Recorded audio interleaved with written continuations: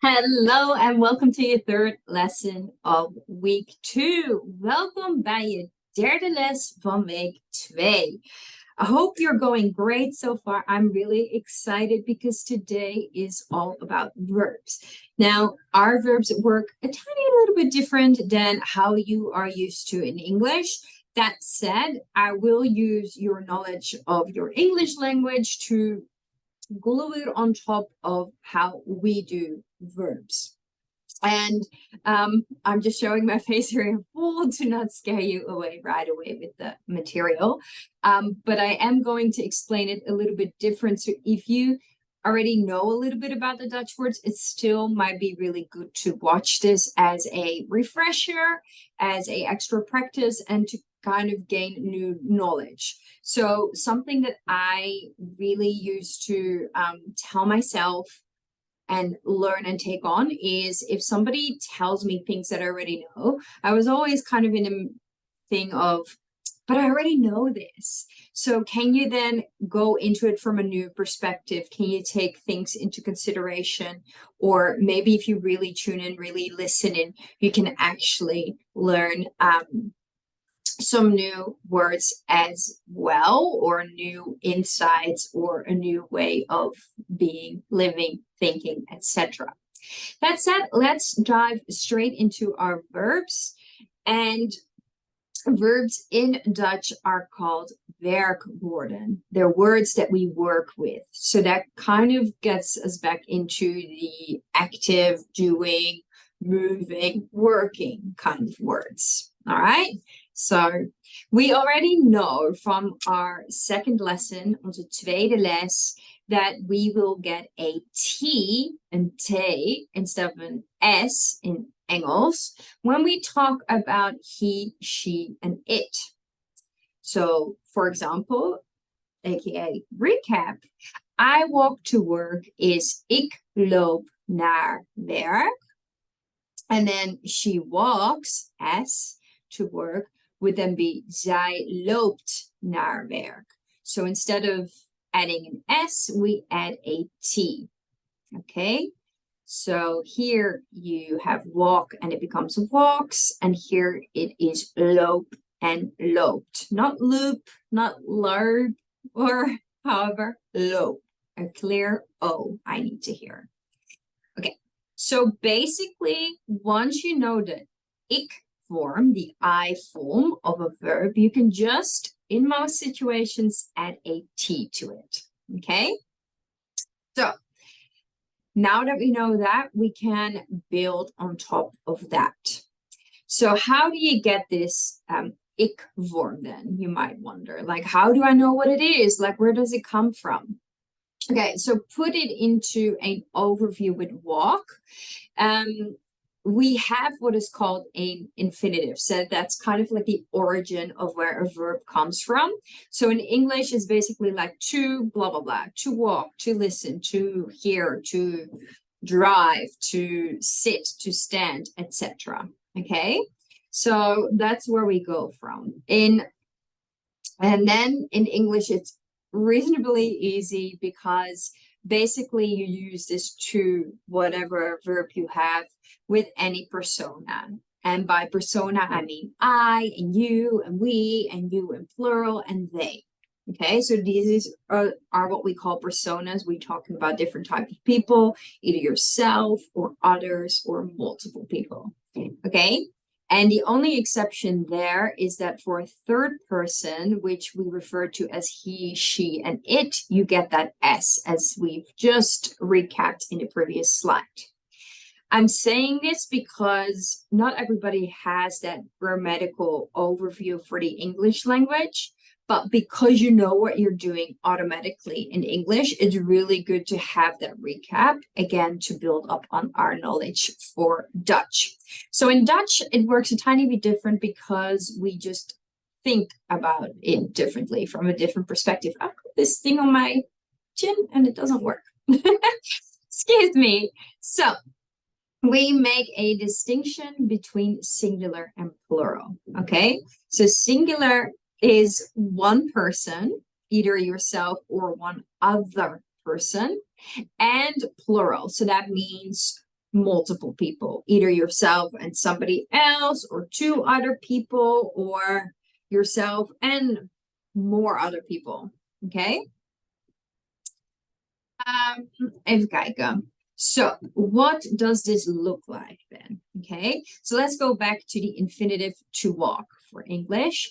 In Dutch, the infinitive for to walk is wandelen and lopen. So we know lopen from the example. I'm gonna hear you ask right now what the difference is between wandelen and lopen. Usually, in most cases, the difference is that lopen is more a form of commute. So I'm walking from here to there, I'm walking to work, I'm walking to school, I'm walking to the train station. We see that as a form of commute. So we use lopen. Wandelen is more used for like leisure. So you're not in a hurry, you don't necessarily have a destination. So even if I'm going to walk around the park with a friend, you could actually use both, but you could prefer to say wandelen. Or when you do bushwalking, not that we have that really in the Netherlands, but the bushwalking, the hiking is also considered wandelen. Because it's more for leisure as such. Not easy, but leisure. Okay, so you notice that it ends in en. Okay, we've established this before, and you might still remember that this is your sign for plural. Also, en means end. So en is end. So you can easily remember this as one person or thing and another. Ergo, plural. So even though wandelen and lopen is what we see as our infinitive, our origin verb, we also use it for our plurals. It ends in the en, it has the n in it. So for we walk, it's I and you, which then becomes wij wandelen and wij lopen. Okay? Or wij lopen. You, so I see two of you there. I would say you two are walking. You walk. Jullie wandelen and jullie lopen. Okay? If we're together and I'm talking about them over there, I would say they walk. Zij wandelen, zij lopen. So this is the most easiest thing, right? So same as in English, if you have walk, it stays walk. If we have wandelen and lopen, it stays that way when we talk about more than one person. Ergo, plural. You don't change anything, and it's easy to remember because it has that N at the end. Okay? Now, again, we are still wondering, how about the I form? Okay, so we're going into our singular. Our singular, you can either talk about yourself, so I, or others, you, he, she, it. So myself, one person, or you, he, she, and it. That's still one person, but it's just not yourself. So you already know that we get the T ending, okay? So in English, you add an S. In Dutch, you add a T.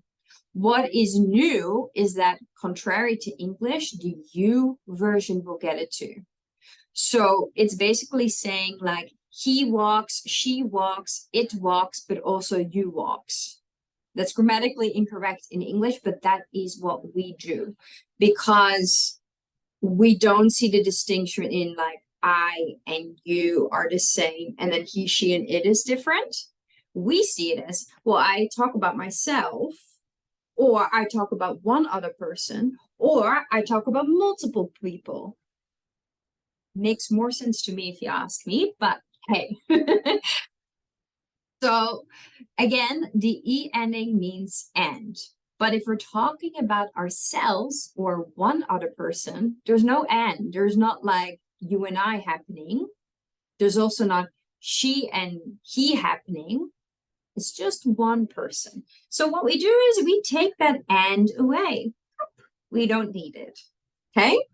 So if we then have wandelen and lopen, it becomes, and I'm gonna help write this down so you can actually visualize it. So wandelen is easier.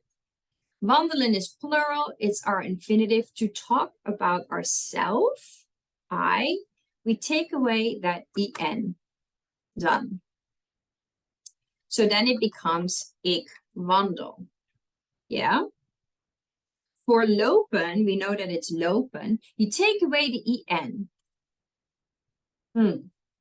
But you've written something else down there, Joyce. Yes. So now, writing-wise, it is a bit different, okay? So listen to the word for the plural. Lopen. Lopen. So I still want to hear that low sound.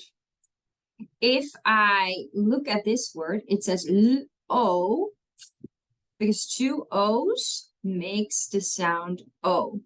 In this case, it says lop. That's not quite the same. So we have to write that double O to hear that long sound. Ik loop. Now, you can also ask, I get this question a lot, why don't we write it like this? So this is kind of being direct and preservative about our letters, okay?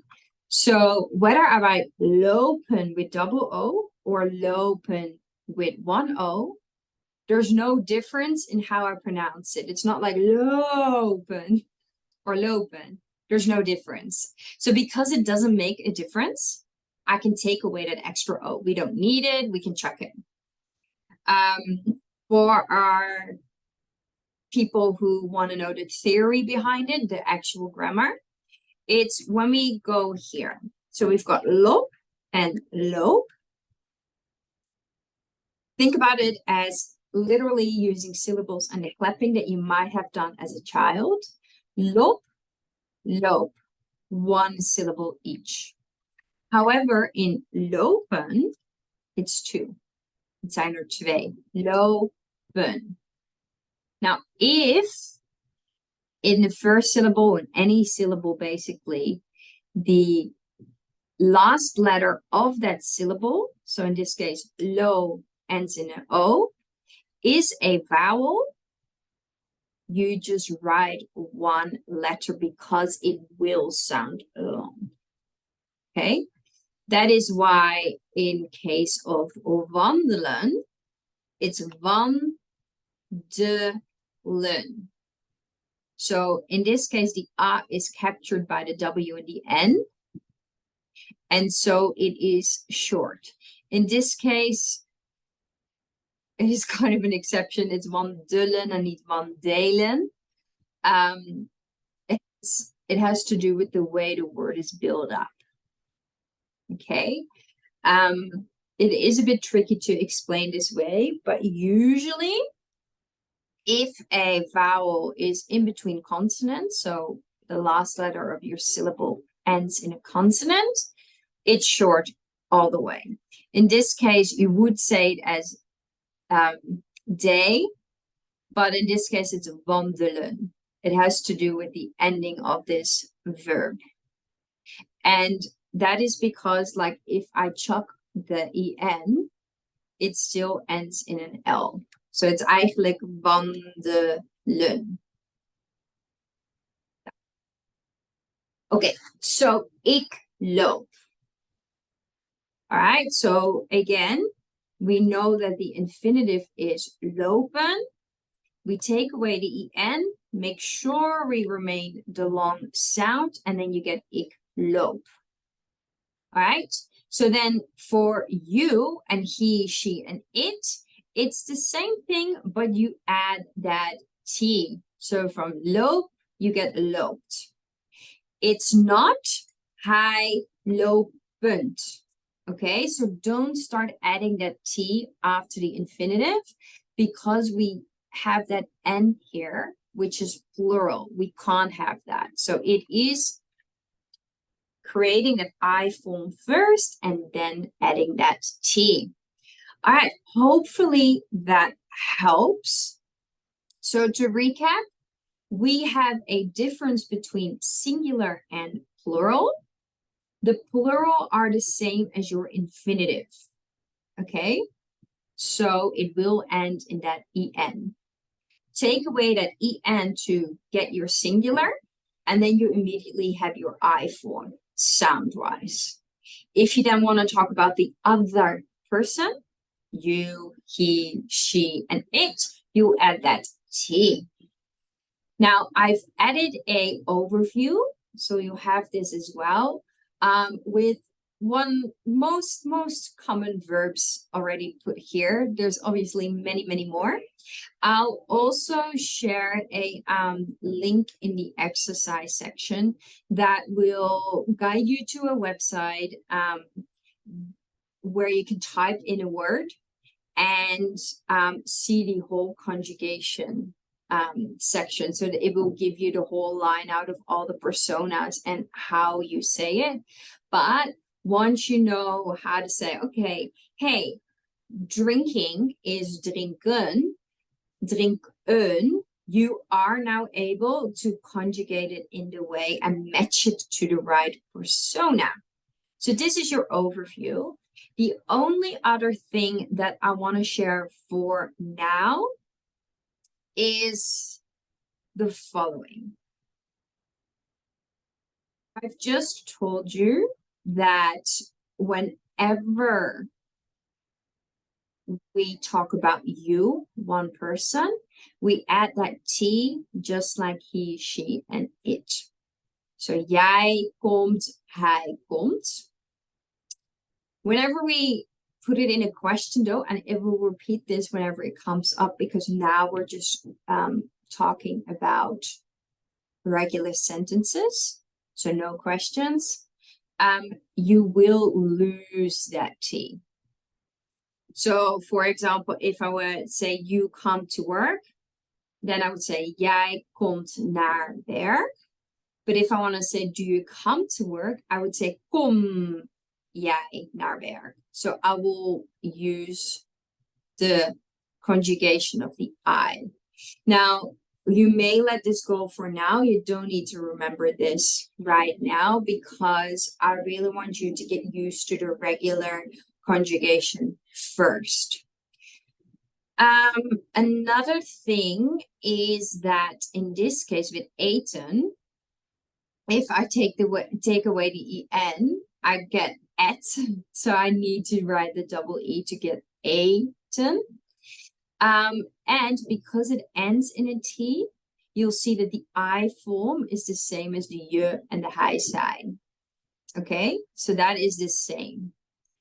And lastly, with geef, you'll see geven as your infinitive. Take away the en, it says geef. Okay, geef. I need to have the A because it's geven, so I have to write a double A. Also, the general rule is whenever a word ends in a V or a Z, we can't do that. So that doesn't exist in Dutch. Words never ever end in a V or a Z, whatever.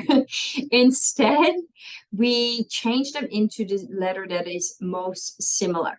So Z changes into an S and a V changes into an F. That is why it is here geef, and why the F remains here as well with geeft, because it stems from the I section, from the singular section.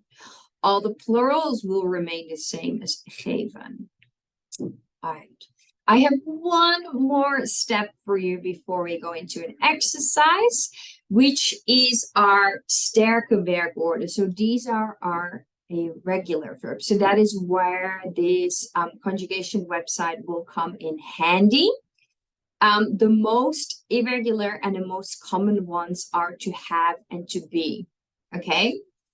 And usually when we have irregular verbs, aka sterke werkwoord, so we call them strong verbs, they will most likely be irregular in Dutch as well. So, for example, to swim, in English, it will be to like I swam, I have swum. So those are your strong verbs. Now, in the present tense, usually they all are the same, but there are exceptions.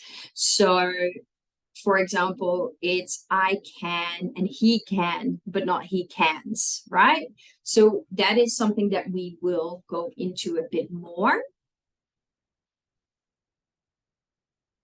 And I saw a little type as I took that out. Just a adjustment from English. Anyways, so what I've done here is put to be and zijn together and to have and hebben together. So that you have the English version and the Dutch translation of it together to look at. So some people really write these down, put them on a sticky note above the computer so they have them there, as we use these all the time. Okay, so in English, actually, the infinitive is to be, which is never really used in the present tense at all. So super irregular. In Dutch, it is called zijn, and that is still the same as in we use that for our plurals.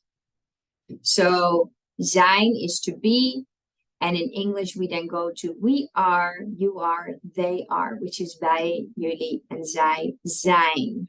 Okay? Then for the I am, which is completely different, we would say ik ben. Then the you are is the same.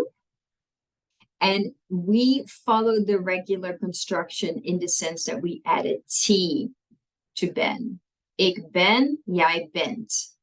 For he and she, we actually use the same word as English. So that's the same. Hij is, zij is. Then have. So in this case, it is the same to have, and the plural is the same for us as well. Hebben en wij, jullie, zij hebben. Okay? So then we go to the singular version. I have, still kind of the same. So we take away the en, which is then heb. Now, you might wonder where that extra B is. So just like I told you that the Z and the V cannot be at the end of a word.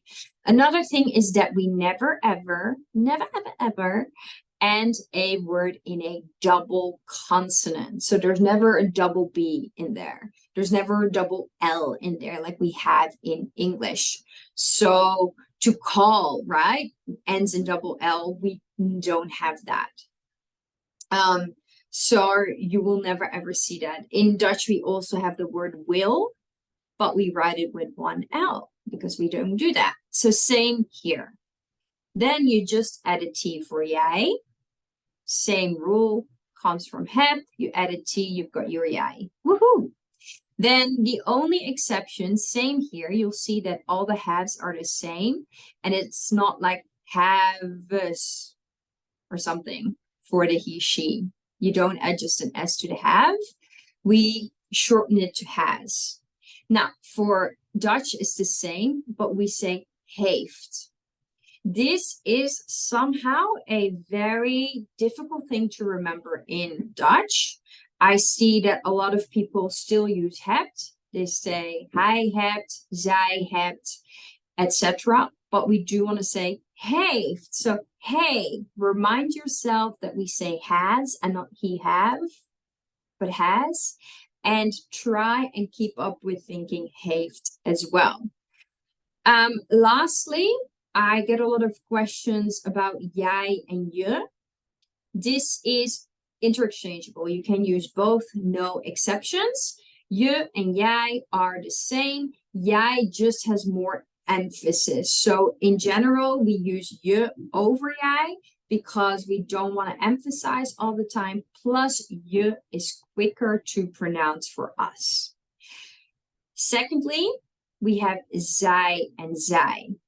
Now, to put this into perspective, you and you are also the same, but one is one person and the other one is you all, you guys, okay? So, How can you tell the difference between zij and zij? So zij, she, and zij, they. It's by the verb. Because if it's zij is, you know it's she is. If it's zij zijn, you know it's they are. Same with the walking.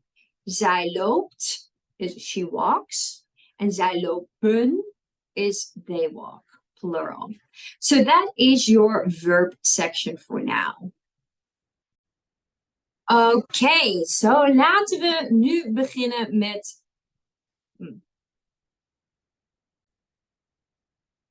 So laten we nu beginnen met onze oefening. So we'll practice and do this exercise. So there are 10 Dutch sentences, 10 Nederlandse zinnen met hierachter een werkwoord. So with the verb behind, in de haakjes, tussen de haakjes. These are very, very simple sentences. So it's literally just starting with our subject and then the verb in our normal sentence structure. So what you need to do, because this exercise is purely based on matching the right verb, conjugating the right verb to the subject, is look at the subject, see what it means. You can also pause the video and work on your vocabulary a bit better, but these should actually make sense. Okay, so let's start and conjugate. So here we have mijn moeder naar mijn huis. Translating the first sentence for you, my mom to my house. Okay, so we have komen, which is to come.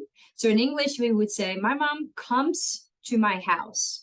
Now, this should be fairly easy because you know that because we say comes, it automatically should have a T in Dutch, okay? So to get that T, you will take away the EN and then add that T. This is also actually a kind of verb with caution because we don't say komen and komt. Maar we have komt, like komt. So this is kind of an exception where you do hear the long sound, komen, but we then shorten it to the kom. Because it's ik kom and niet ik kom. Okay, so that is a bit of an exception, but once we know that it's ik kom, we should add that T for comes, komt. Mijn moeder komt naar mijn huis. Okay, then we have mijn ouders, Julia and Frank. Right, so Q, it says N here. If you know that hated means like cold, you can then see that this should be plural as well. What happens when we do plural? We keep it the same. So it becomes mijn ouders heten Julia and Frank. So my parents are called Julia and Frank. Okay. Next up, you might want to read this one yourself first. So pause it if you want to try that. Jullie kinderen naar school. We've got gaan between the brackets. And Q here is the EN. So you know that this is plural. Also, jullie is you plural as well. We've known that, except here it's your. So your kids go to school. It's plural, so it stays the same. Gaan.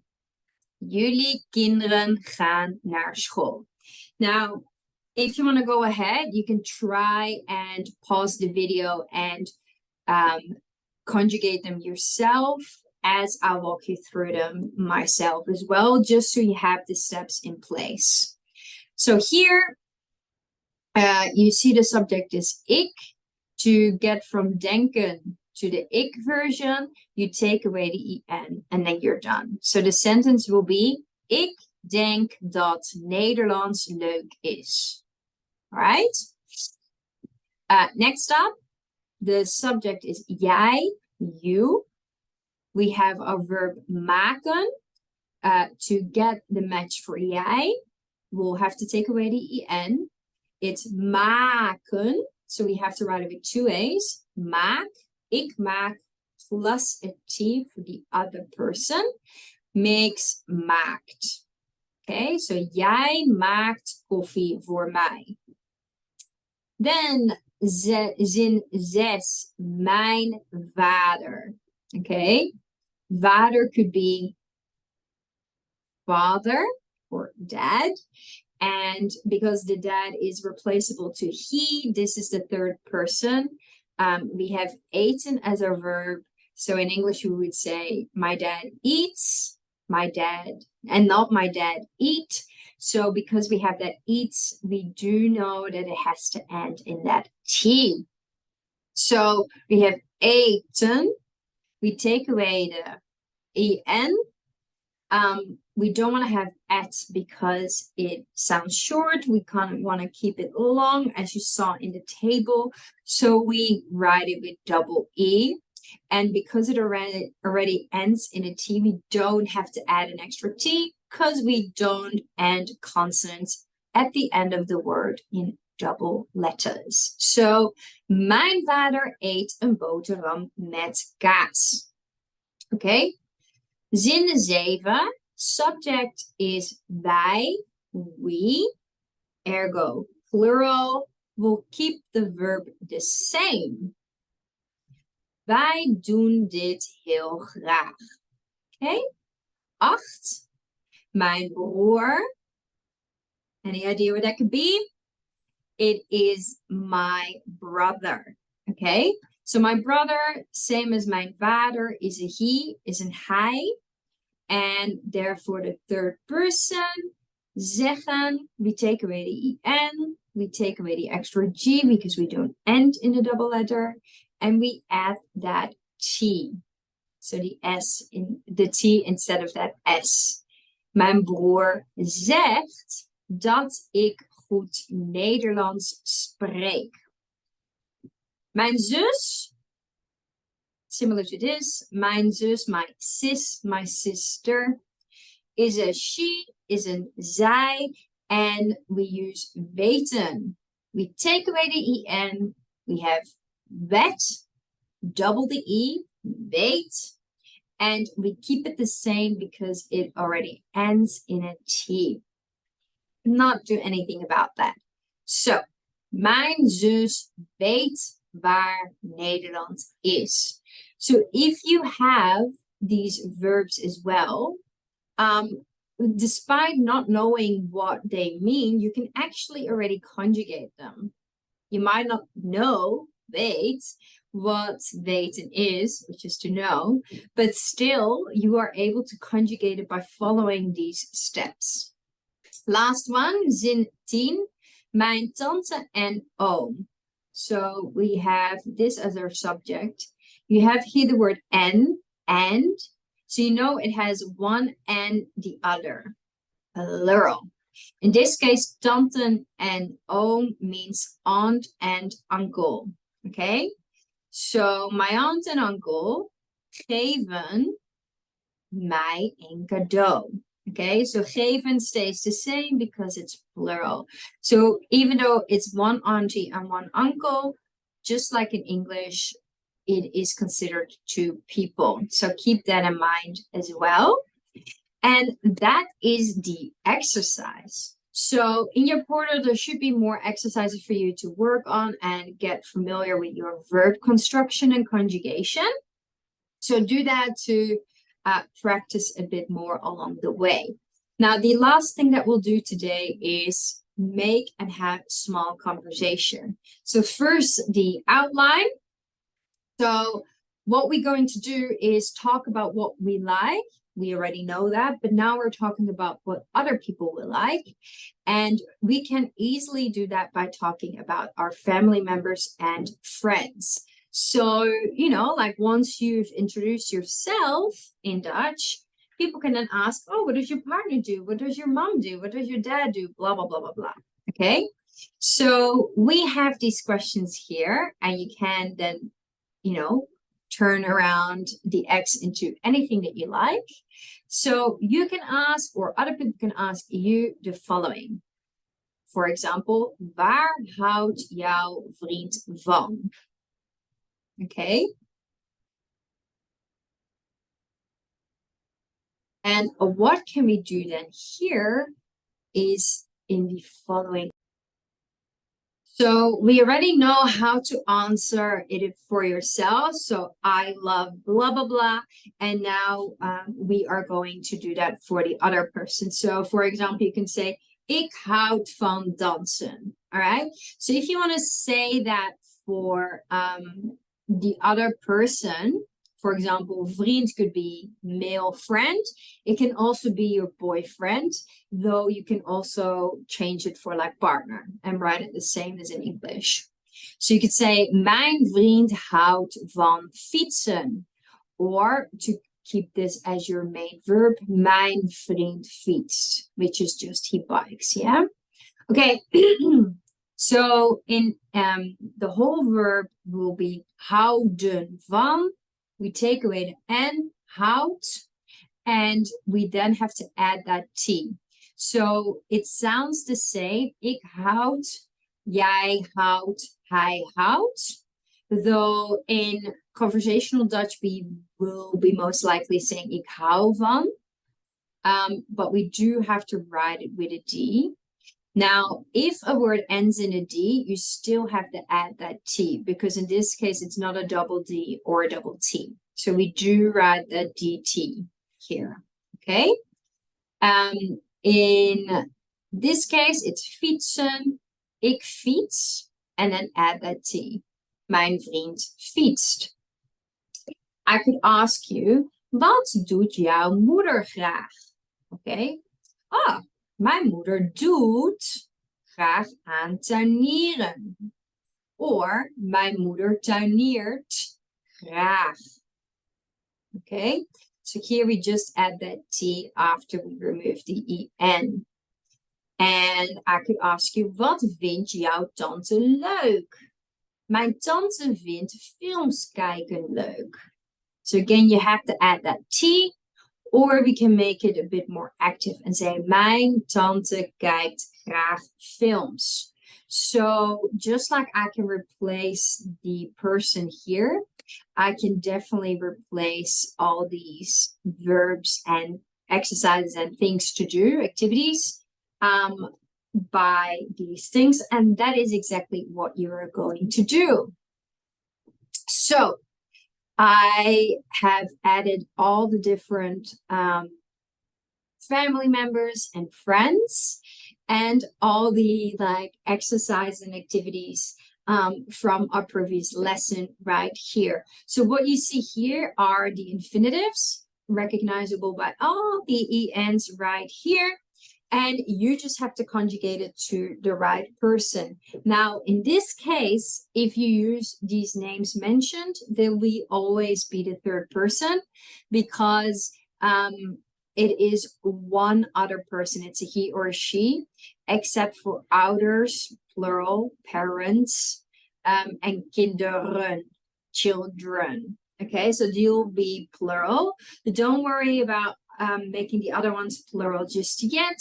We'll get to that soon, but no worries. You can always try it yourself as well. So if you want to talk about your daughters or brothers or aunties or uncles and you do want to make that plural, go ahead, go on a whim and find your plural online. Or for now, just practice with these singular ones to get into the habit of it. Yeah. So what you want to do is basically have a conversation with yourself right now.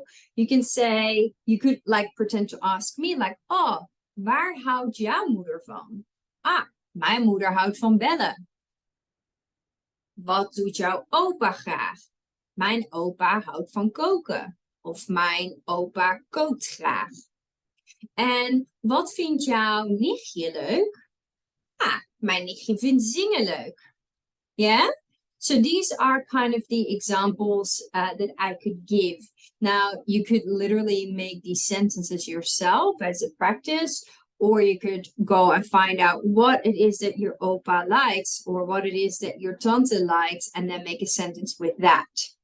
So I'm not going to write these down, but I will make a few sentences that you can listen to with a word out of the first column and then the second column as well. So I could say, mijn vader bakt graag. Mijn zus vindt verven leuk. Mijn broer knutselt graag. Mijn dochter fotografeert graag. Mijn zoon vindt puzzelen leuk.